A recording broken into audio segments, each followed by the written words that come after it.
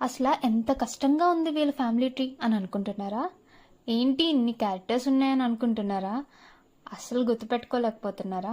I know, but I will make it as simple as possible. నిన్న వీడియోలో ధృతరాష్ట్రుడు పాండు పుట్టినంత వరకు తెలుసుకున్నాం కదా, ఇప్పుడు ఇక్కడి నుంచి తెలుసుకుందాం. మీకోసం ఓన్లీ మెయిన్ క్యారెక్టర్సే చెప్తున్నా, వీళ్ళు కాకుండా ఇంకా చాలామంది ఉన్నారు.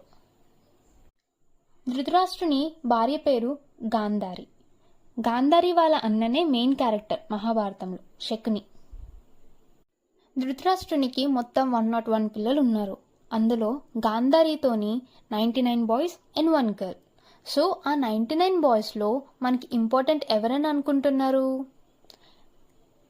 అందరికన్నా మెయిన్ క్యారెక్టర్ దుర్యోధనుడు అండ్ అమ్మాయిలో దుశ్శల.